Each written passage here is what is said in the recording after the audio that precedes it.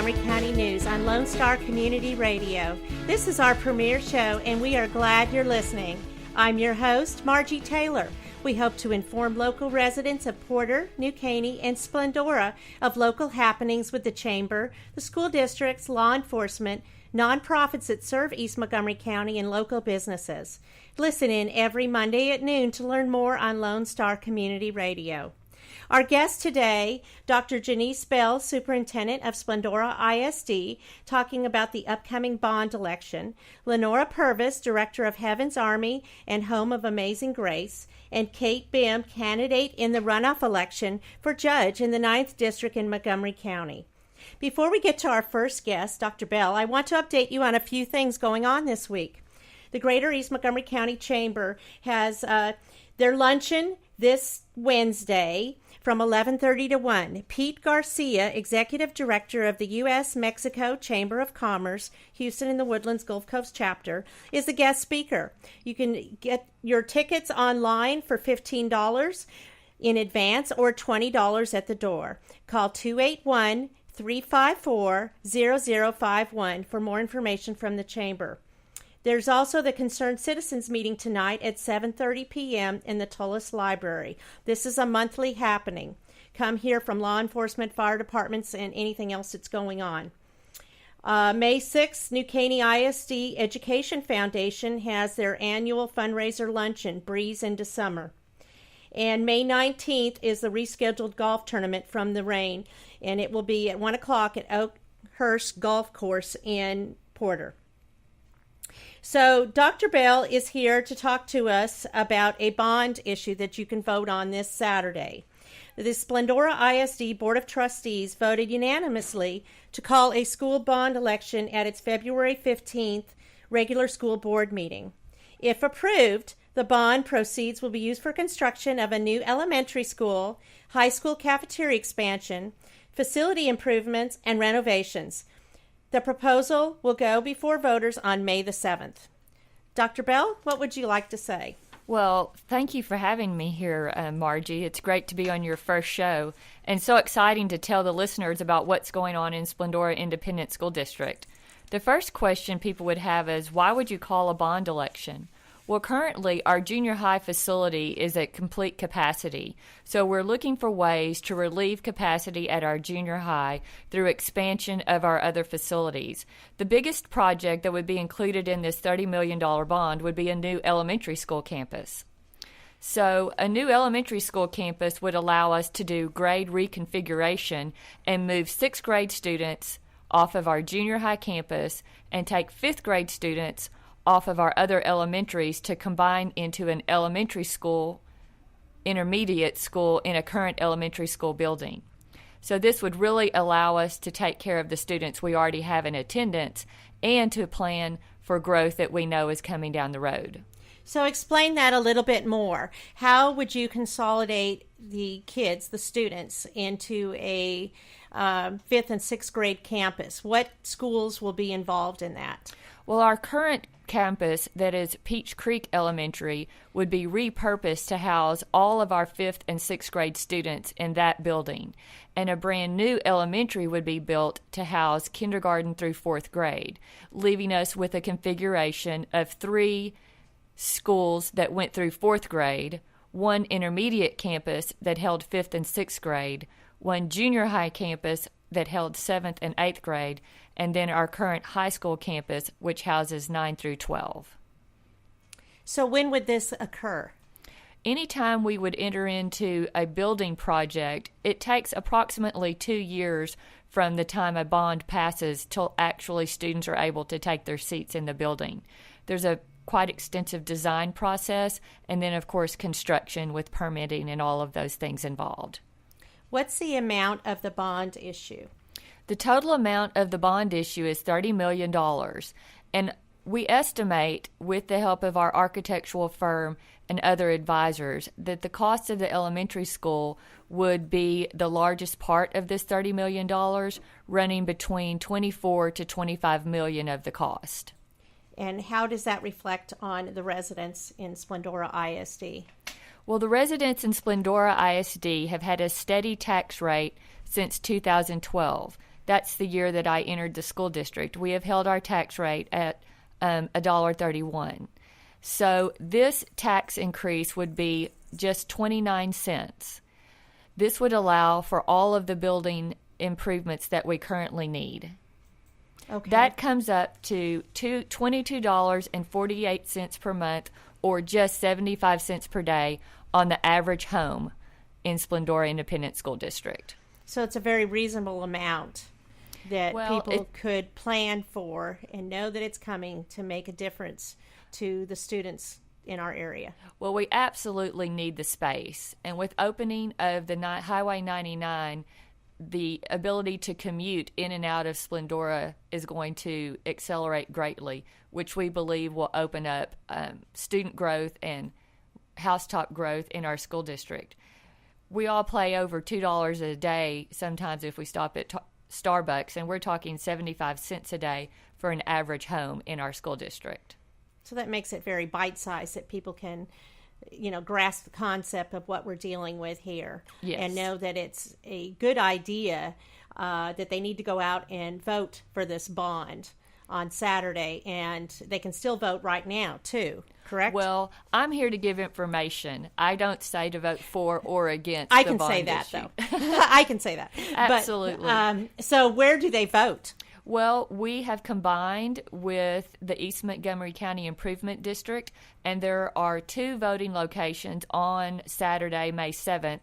That will be Precinct 7 and 53 at the East County Courthouse Annex, and Precincts 12, 16, and 41 will vote at the Splendora ISD Instructional Support Services building across the street from the Post Office and City Hall, one of our regular polling places. Okay, so if the bond is passed, when would the changes happen where the kids get consolidated to Peach Creek? That wouldn't happen till the elementary school was complete. So a couple of years. It would be 2 years out from our estimated time would be school year 2 years out. We're currently ending school year 15-16. We're talking about school year 2020. 2020. So what happens now? I mean, you're saying that it's at capacity at the junior high currently. So what is going to happen next year when there's even more students? Well, what we'll have to do is teachers will have to become mobile. So some teachers will not have their own classroom. They will take all of their things on a cart and move from room to room, while other teachers are teaching classes perhaps in a gymnasium or other part of the facility or during their conference period. So every room will be filled up and used every period. We are currently looking at how to teach classes in our cafeteria when we're not serving meals in there, and taking advantage of every square foot that we have available currently in that building. So talk to me about some of the other things besides the structure of a new elementary school. I understand there will be some other projects involved in this bond. Well, we also are in need of an expansion of our high school cafeteria. Our high school enrollment has grown over 150 students the past 2 years, or close to 150 students. So our cafeteria expansion is desperately needed to get our students served during lunchtime. And in that expansion, we're going to have a conversion space which can be closed off and used for our dance class during the other parts of the day when lunch is not being served. We're looking at additional space for our agricultural facility so students can have animal projects, and then some other district-wide improvements, including replacing some bleacher seating at our baseball and softball area, which have been not had any work done in many years. So we want to make those safe places for all of our guests to visit. How does this relate to the sports program now going to 5A? Well, we know that we're going to have more followers come and visit our school with our bigger schools that we'll be competing against. So that's going to bring a lot of economic development to our area, because people who are coming to our area are going to be looking for restaurants and other places to eat, but they're going to be looking for seats in the bleachers as well. We are expanding our parking currently, which is allowing our band a permanent place for rehearsal that's outside of this bond issue. So our high school band will no longer be marching in the mud and through the That's a good thing. Yes. Their band director has been saying, we don't have any place to march when it rains. Right. So we are building a parking lot to accommodate both our high school band and to allow additional parking for our agriculture facilities, baseball field, softball field, track, and football field. So we will be taking care of several different programs with that parking lot. Well, it sounds fabulous, and, growth is all around us, but especially out in East Montgomery County. And it's very exciting to hear about all the growth that's happening and the bond issue, and I encourage people to go out and vote on Saturday, especially if you're a resident of Splendora ISD area. This is very important to the teachers, the students, the educators, everybody involved. So I appreciate, Dr. Bell, you coming here today. And if anybody has further questions, how do they find out information about the bond? Well, we have all the information listed on our school website, which is www.splendoraisd.org. If you move to the district tab, you can click on bond issue and find any information there. Of course, we're always on Facebook, where you can get updates, the Splendora ISD Facebook page, or you're welcome to call our offices, which you can get at 689-4001, and the area code on that would be 210. Fabulous. We're recording live at Lone Star Community Radio in downtown Conroe with East Montgomery County News.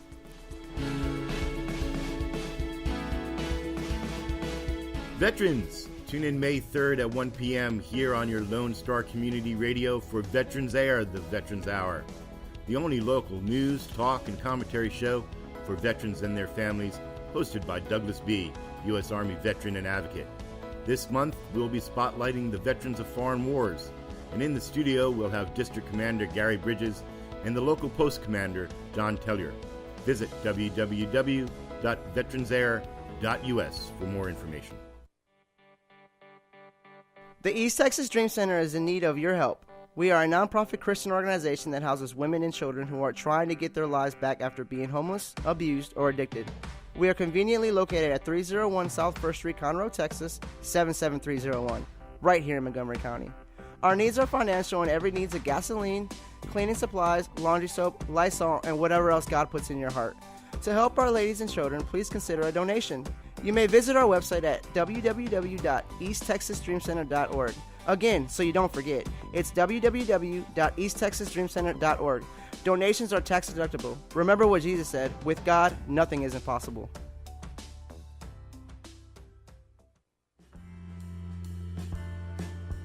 I'm Lieutenant Bob Berry with the Conroe Police Department, reminding you that drinking and driving do not mix.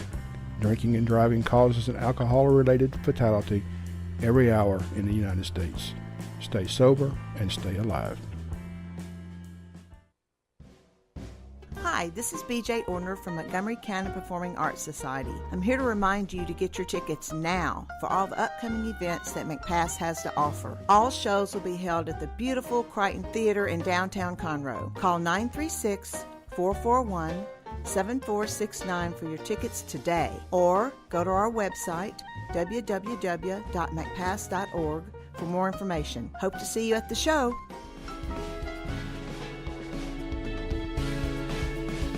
Hello, we just heard from Dr. Genese Bell, Superintendent from Splendora ISD, about the bond issue that is coming up this Saturday, May 7th. And we encourage everyone to be educated before you go and vote. Go to splendoraisd.org and find out the information about the bond. It's very important. So I wanted to remind everyone, this is East Montgomery County News, recording from downtown Conroe, Lone Star Community Radio. We are here every Monday at noon to 1, talking about things that are happening in East Montgomery County, Porter, Splendora, or New Caney. So you can check us out on Facebook under EMC News, or go and to Lone Star Community Radio and hear the podcast. The podcast will be available as of Wednesday. Our next guest is Nora Purvis, home of Amazing Grace and I can't think Heaven's of it. Army Heaven's of Army of Resources. Thank you, Lenora, as if I didn't Yes, know. So tell us a little bit about you and Heaven's Army of Resources and Amazing Grace, all of that. Well, Heaven's Army of Resources is an outreach ministry in East Montgomery County, and we provide different services free to the community as long as they partake in different classes to better themselves, from drug and alcohol, counseling. We have anger management, parenting, different things. And we provide food, clothing, karate, cheer, dance for the families. And then Home of Amazing Grace is a women's home, a discipleship program that I started about 8 months ago. Tell me about that. How many women are there? How do women get involved? Why do they get involved in that? What makes it unique? Right now I have 8 ladies living in a home. I had 12, but right now we have 8. It's a pretty strict program. They're up in the mornings at 6 a.m. and they usually don't go to bed until about 10 p.m. It's pretty strict on just getting them back into learning a new way of life from drugs, prostitution, destructive lifestyle. So what is your association to get women involved in this? How do people know that you have this available, this home for ladies? I am part of the Harris County Human Trafficking Task Force service provider. I'm also part of Montgomery County Human Trafficking coalition that we have here started. I'm in the process of working with Liberty County to start a human trafficking task force. So they know us as a service provider for these ladies. Also known just within the community of just help. It's word of mouth. Okay. So how long has this been going on? How long has it been active, your home? I took in my first lady in September. And I have one now that has graduated the program after 4 months. It is a 6-month program, but after 4 months, she was able to graduate and stepped into ministry herself. And she is now leading a home. I have now a group that is about to graduate on May 29th, and they are ready to start their ministries. And some are going back to their families with their children, have been reunited with their children. So what are some of the restrictions or rules at your home? What are your expectations when these women come into you from whatever the situation was, either they were involved in drug use or human trafficking or whatever's going on in their life? What are some of the guidelines? An initial intake is when I get that phone call, I want them to call me, not mom or dad or grandma. They have to be the one to call me because then I know that they're seeking to help themselves and someone's not pressuring them into it. And then from that point, then I visit with them and we go over, I have a questionnaire that I ask them. And usually I can discern whether or not they're ready for the program when I tell them it's going to be a 30-day blackout, no cell phone. And then also when I tell them they're smoking, you usually can say, nope, they're not ready, and they'll want to leave. But the ones that are truly ready for change are willing to give up everything just to get a new life. They've hit bottom, They've hit bottom, absolutely. So they've been encouraged by friends and family, and people have said, I'm done, and you need to figure something else out. Yes, absolutely. Well, that's amazing. So I know that they're very active in the community. Yes, whether East County or Cleveland. Tell me some of the projects that they do. Well, just a couple of weekends ago, they volunteered with the Lions Club. They helped them in a fundraiser.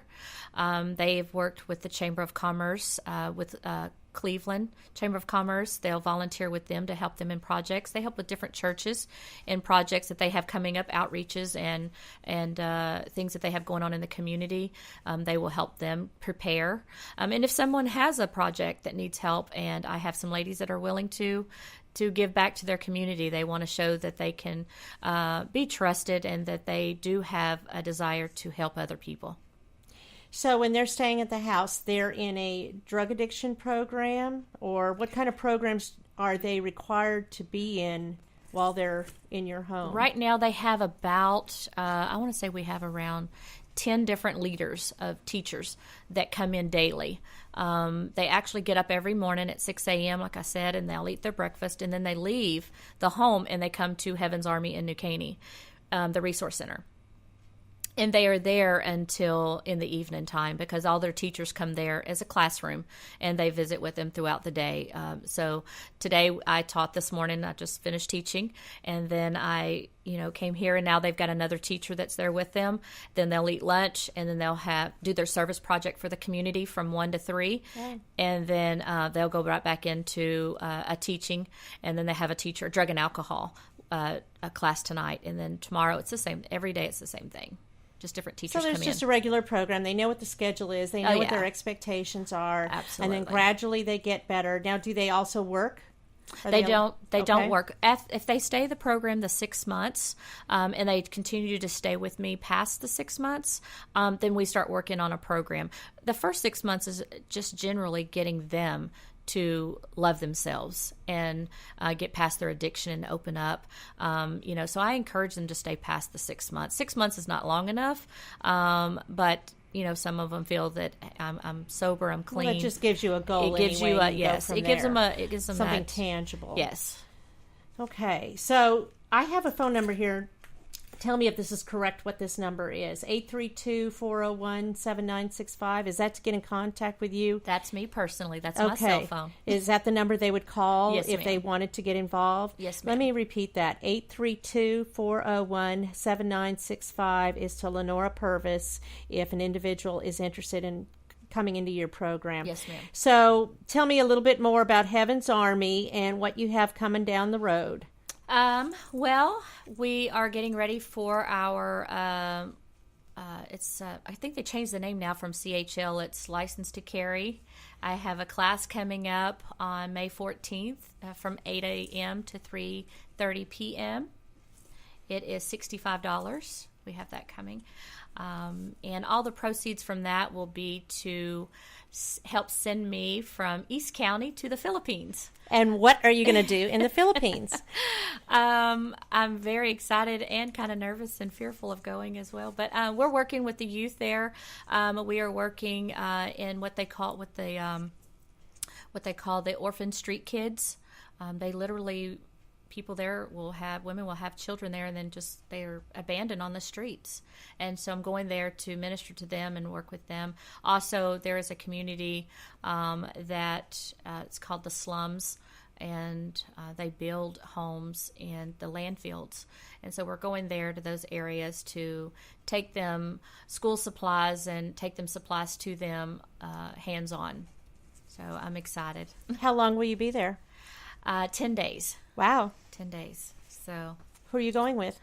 I'm going with a team from Cornerstone Church in Cleveland. We are going as a team of 12. And so I've just started 12. taking all my shots and getting ready for all that. Got my passport. That's exciting. I'm ready to go. It'll be fun. My son has been there. He loved it. To the Philippines. I'm excited. Yes, and they did some other nonprofit things. So the date for your license to carry is May 14th, and it's $65. And to get involved in that, what does someone need to do? They can call the number that you gave out, my phone number, and then just register with us and let us know that you're going to be attending the class. And it's at Heaven's Army there in New Caney. Okay, which is located on FM 1485. Yes, ma'am. About a mile from the fire station. It's 1.3 miles past Sonic. Okay. 59. Okay, yes, on your there right. you go. Anything else you want to add about Heaven's Army or Amazing Grace? Anything? I just want to say congratulations on your show. This is so exciting. It is exciting. I'm excited for you. I'm excited too. And people can go to Facebook under EMC News, and that's where some of the podcasts will be that are available Wednesday.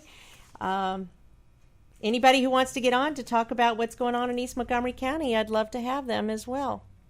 Yes. So we will come back here shortly with our next guest, Kate Bihm, candidate for judge in the 9th District Court.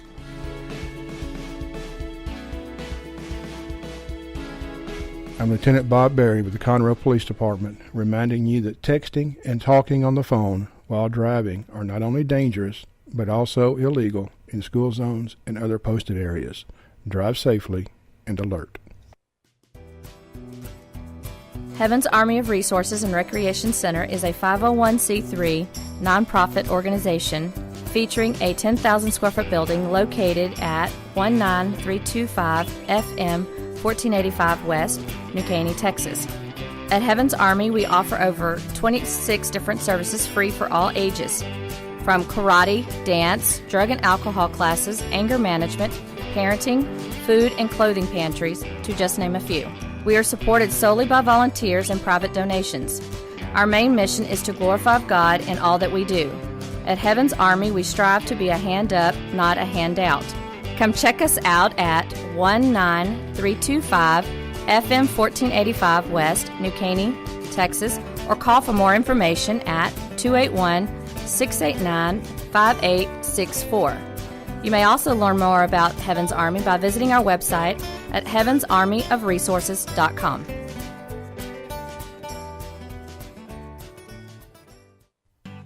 Hello, I'm Bonita DeRosa, Animal Control Officer for the City of Willis.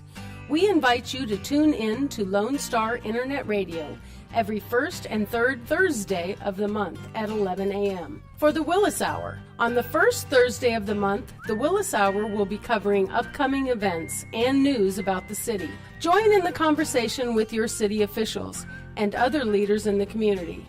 On the third, we will be doing a recap of the last City Council meeting. The mission of the City of Willis is to provide high-quality services, accountability, and professional commitment to our citizens. We pledge to provide those who live, work, and visit our city an effective government that is open and responsive to the needs and values of the community. Again, we invite you to tune in on Lone Star Internet Radio every first and third Thursday of the month at 11 for the Willis Hour. The East Texas Dream Center is in need of your help. We are a nonprofit Christian organization that houses women and children who are trying to get their lives back after being homeless, abused, or addicted. We are conveniently located at 301 South 1st Street, Conroe, Texas, 77301, right here in Montgomery County. Our needs are financial, and every needs of gasoline, cleaning supplies, laundry soap, Lysol, and whatever else God puts in your heart. To help our ladies and children, please consider a donation. You may visit our website at www.easttexasdreamcenter.org.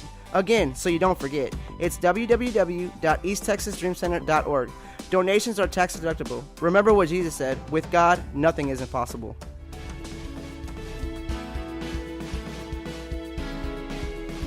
Good morning. We are back here at Lone Star Community Radio with EMC, East Montgomery County News. This is our premiere show, and we are on to our third guest now. Sitting here in the studio with me is Kate Bihm. She's a candidate for judge in the 9th District Court. Hello. Hey, Kate. So, what's going on? What are you excited about today? I am excited about lots of things, but I think right now what I'm most excited about is that today we are 22 days away from the runoff election. And so what are you doing? 22 days. So the runoff election is really more important, I think, than people realize. Basically, a runoff election means that there were more than 2 candidates in the race, and none of the candidates received a majority of the votes, which is at least 50% of the votes. And so when that happens, the top 2 candidates go into a runoff, and we start over at 0.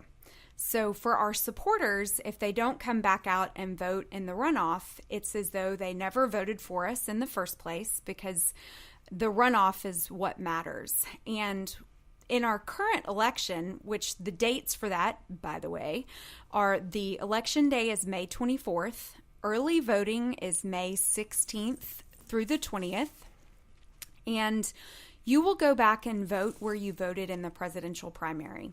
So all 90 polling locations are open. There's 7 locations for early voting, and for East Montgomery County, that location is going to be over at the courthouse. So we're all familiar with that, where you pay your get your vehicle registration done, pay tickets, that type of thing. See Judge Metz.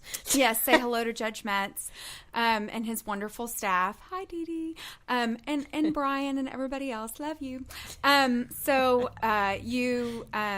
where you go to do your early voting. And this election is particularly critical in Montgomery County because we have the railroad commissioner will be at the top of the ballot, or one of the railroad commissioners, and they regulate the oil and gas industry in the state of Texas. So that is, I think, something like 30% of our economy in Texas. So that's a really important position and one that we need to pay attention to. And then we have 2 judges who are running for to be judges on the Court of Criminal Appeals. Well, 4 people are running for 2 spots on the Court of Criminal Appeals, which is the highest criminal court in the state of Texas.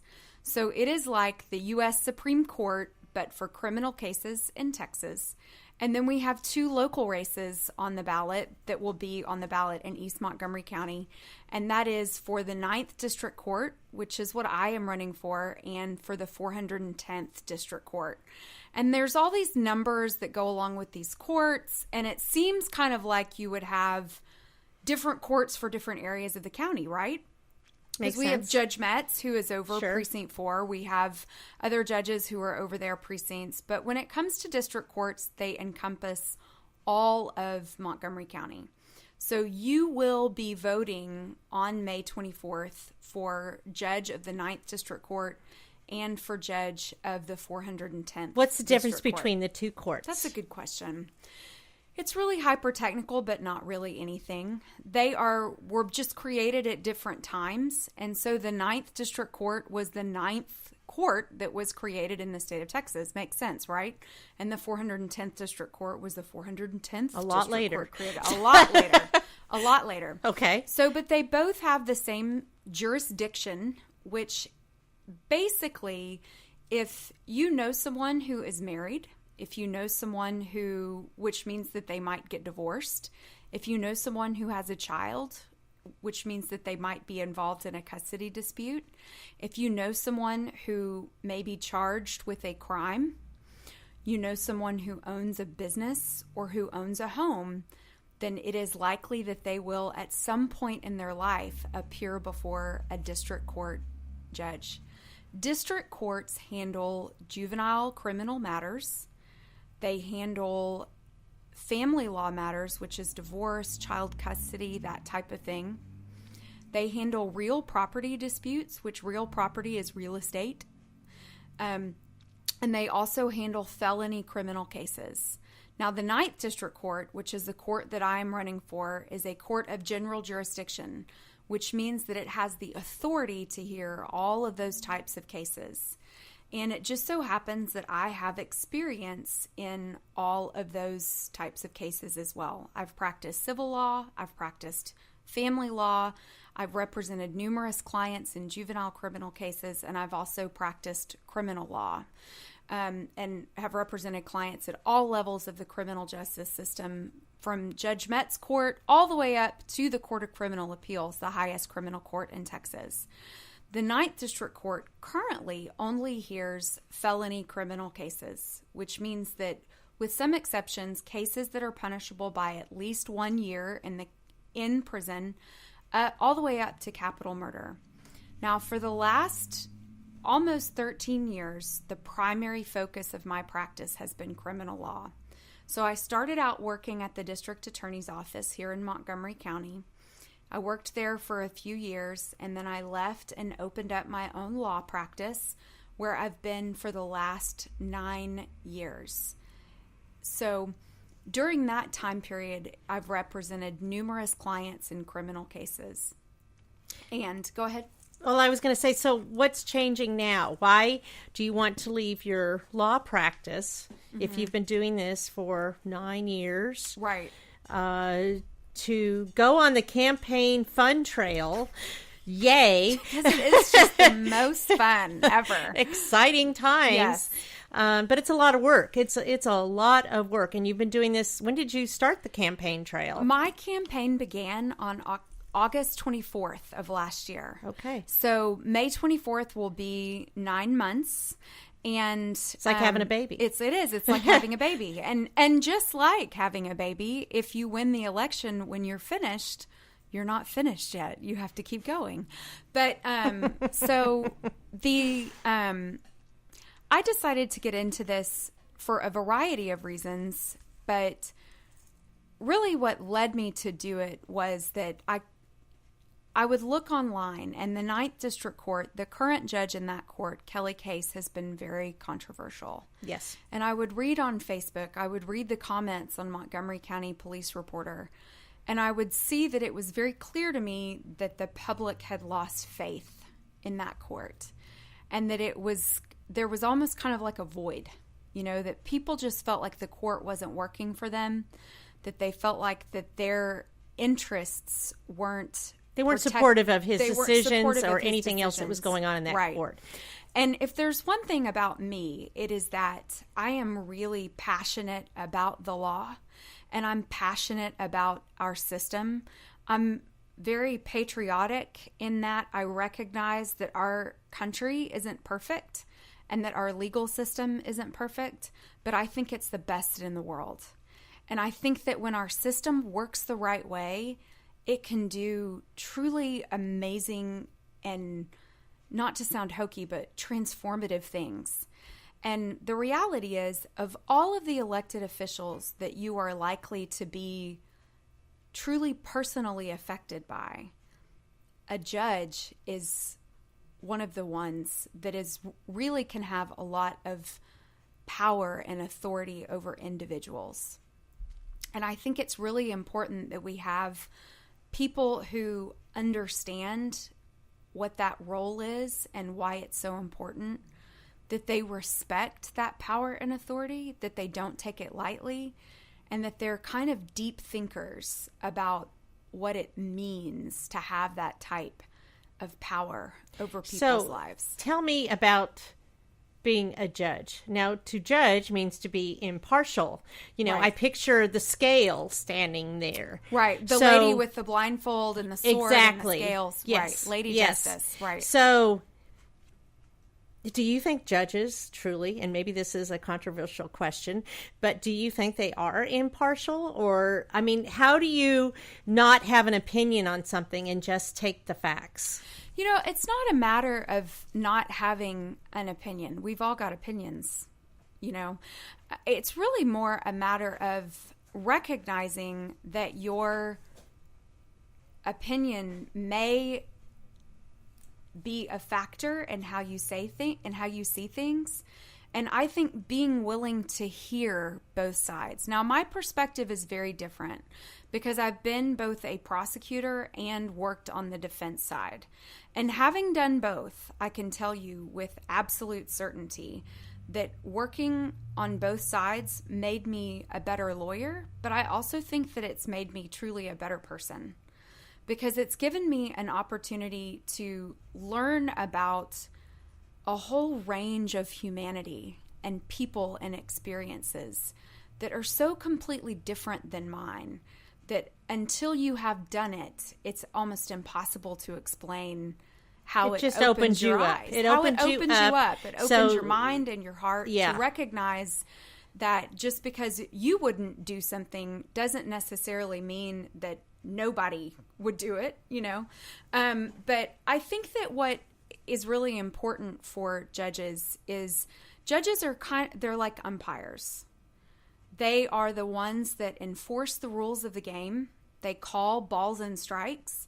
And when you are looking at what you want in an umpire, you want an umpire for whom the strike zone is going to be the same for every single player. Right. And so, and for whom, an out is an out. Not who's going to say, well, just this once. So there's definitive lines. There are. And guidelines, or not guidelines. Guidelines sometimes are there and you can kind of go meander around the guidelines. Right. But there's strict boundaries of things you can do and cannot do. And the judge has to just look at what those lines are. And if you're in the lines or outside the lines. Right. And so our judges are sworn to follow the law and to defend the Constitution. And that is a very serious responsibility. But judges do have a lot of discretion in other areas in how they make their rulings. And so for me, I think that one of the things that I bring to voters in a possible judge is because I have been on both sides. I understand the importance of keeping that strike zone the same, whether it's a government lawyer standing there or a private citizen's lawyer standing there, a large company's lawyer standing there, or a small, regardless of who it is. Irrespective of who it is. Right. And then also that their decisions be consistent. So that consistent not only across people, but across fact patterns, because that's a consistent judge is an efficient judge, and that's what helps keep taxpayer costs down and keep everybody safe as well. Well, we are going to come back in a few minutes. We are recording live at Lone Star Community Radio in downtown Conroe with EMC News. And this is Margie Taylor, and I'm here with Kate Bihm.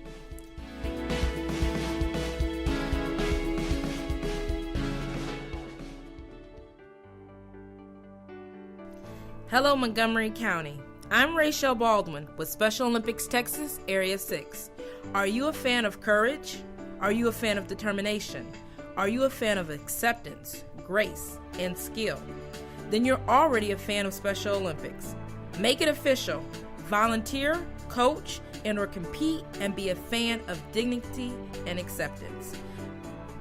The dedication of our Special Olympic Texas volunteers provides mainstreaming experiences for athletes with intellectual disabilities. You will touch the heart of another person, and it will move you in a meaningful way that lifts the spirit. Please visit the Heart of East Texas Area 6 webpage at www.sotx.org. Also, like us on Facebook to be a fan and be part of Special Olympics Texas. If you are looking to start a career, you can start your professional life in the U.S. Army. I am Staff Sergeant Stephen Jackson. My fellow soldiers and I can talk with you about learning high-tech skills in electronics and computers as a soldier. Interested in the medical field? The Army has skilled medical and dental jobs that set you up for future success. Come visit us at 2109 West Davis Street, directly behind the Whataburger on Highway 105, or give us a call at 936-756-7002. Hello, we are doing EMC, East Montgomery County News from Lone Star Community Radio. I'm Margie Taylor, and my guest with me right now is Kate Bihm, candidate for judge in the 9th District Court. And she was speaking about the upcoming election on May 24th, early voting, and some of the things that make a judge an important part of our residency out here. And so to continue with that, why we've talked about why you wanted to get involved. Mm-hmm. What else can you tell me? I mean, I can see that you're very passionate about the law. Mm-hmm. You've worked on the defense side.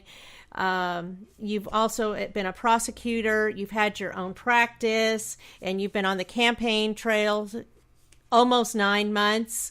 And you're ready to move forward. Why you? Why now? Why?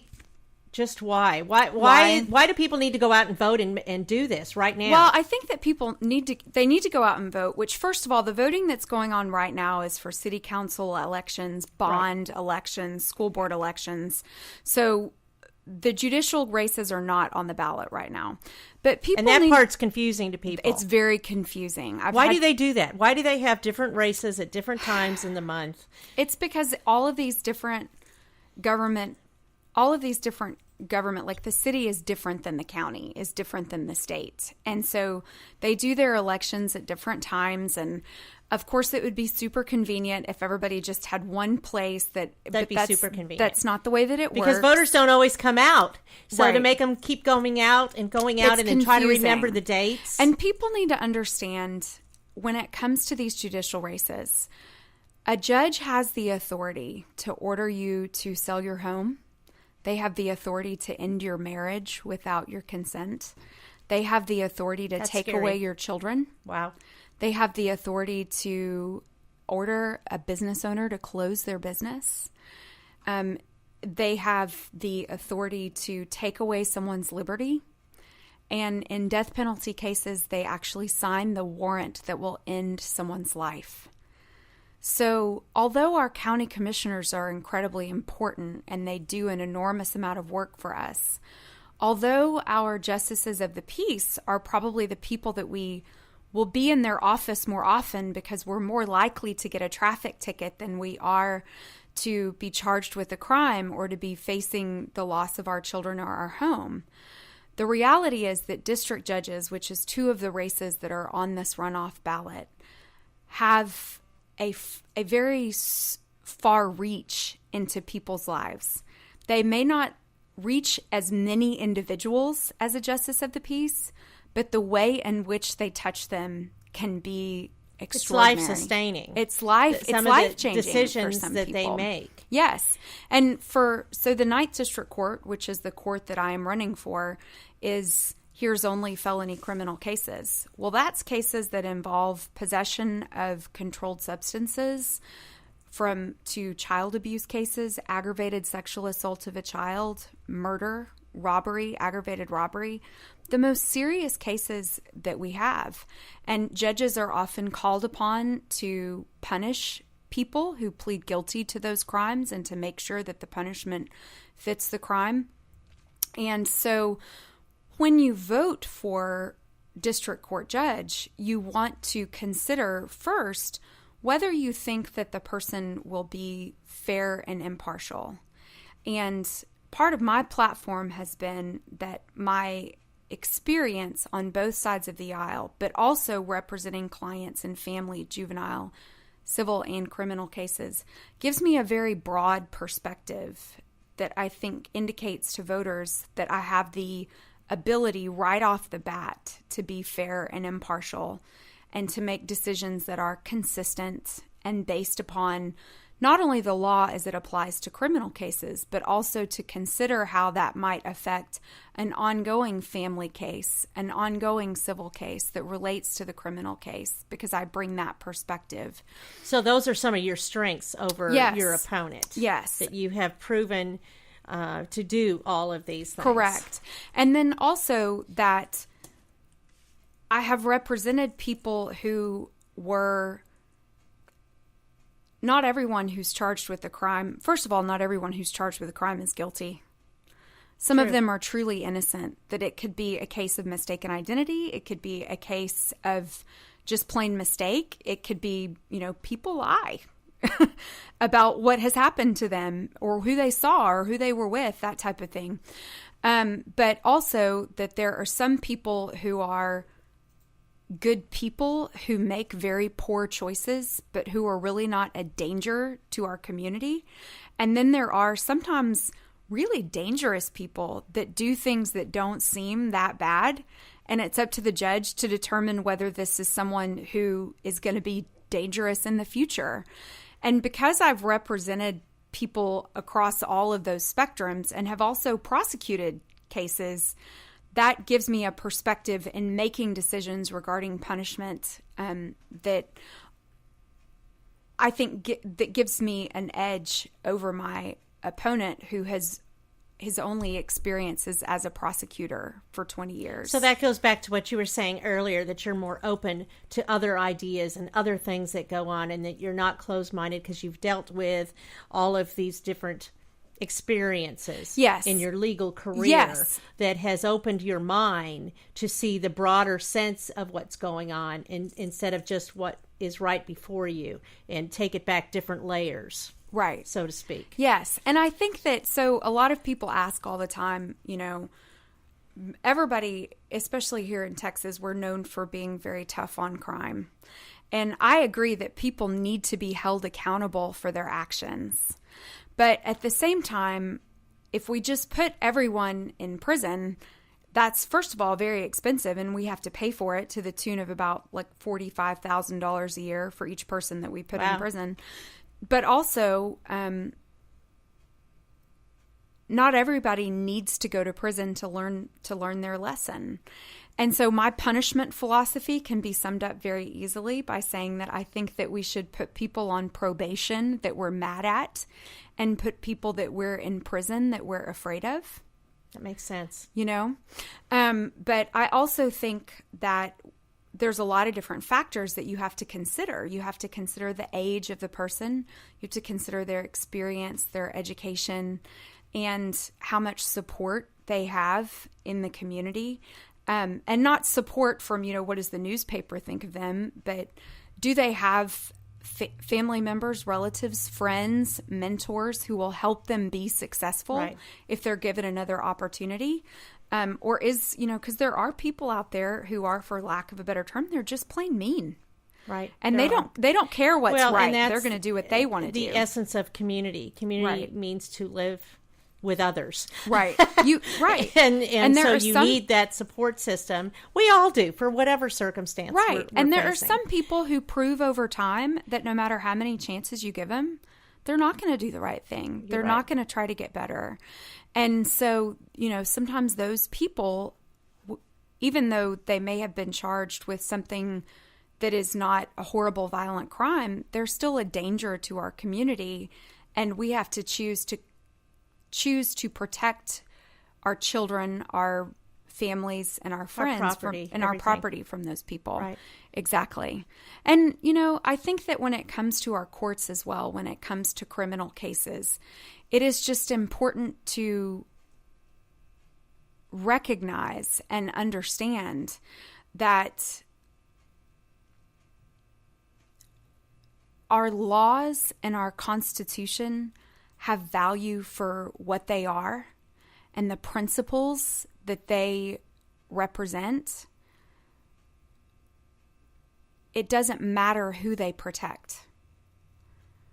They have value for what they are. Right. And that's one of the principles that I hold really near and dear to my heart, and that's always in the forefront of my brain, is that our Constitution has value. It means something to me, not because it protects just me, but because of what it means to our society and to our country and to our community. It's much larger than that. It's a larger thing. And it's all about Yeah. upholding the law. Now, you are a Republican. I am a Republican. We didn't lifelong. talk about that. I've been working for Republican and conservative causes since I was a teenager, all the way back to when I was a teenager. But I am a Republican, and I am in this runoff election. And I would just say again, this is an important race to our community for the reasons that we've been talking about. And early voting is May 16th through the 20th. Election Day, May 24th. You can vote anywhere at any early voting location during early voting, but you've got to go to your precinct. And when you go to the polls, all you need to remember is to vote for Bim, not for him. In the district judge races, I am the only one who has a male opponent, so that's what you need to remember. Fabulous. Please turn out and vote for me. So this was Kate Bihm, candidate for judge in the 9th District Court. So we've heard about 2 elections upcoming. One is this Saturday, May 7th, for the Splendora ISD bond. And Kate Shipman is in the race early voting May 16th through the 20th at your normal early voting locations, and in East County on the 24th at the courthouse. You are listening to Lone Star Community Radio, EMC News, where you can find us on Facebook, or Taylorized PR. Our guests next week will be East Montgomery County Project Safe Child with Richard Wisdom, Claire King, Neighbors Emergency Clinic, and Dorothy Welch, Mayor of Splendora, about Founders Day celebration, May 13th and 14th. Thank you for listening in. This is Margie Taylor, Taylorized PR. Lone Star Community Radio is on FM. That's right. Set your radio dials and your button presets to Conroe's FM 104.5, 106.1, coming in June 2016. To celebrate this edition and the addition of video versions of our talk show and music shows on YouTube and cable TV, we are offering special sponsorship rates, which include free audio spots that are played throughout our broadcasts. Interested? Check out our sponsor rates for shows just like this one you're listening to right now online at irlonestar.com/sponsor. Or call the station at 936-647-5747. Reaching the people of Montgomery County with Montgomery County's community radio station with Lone Star Community Radio.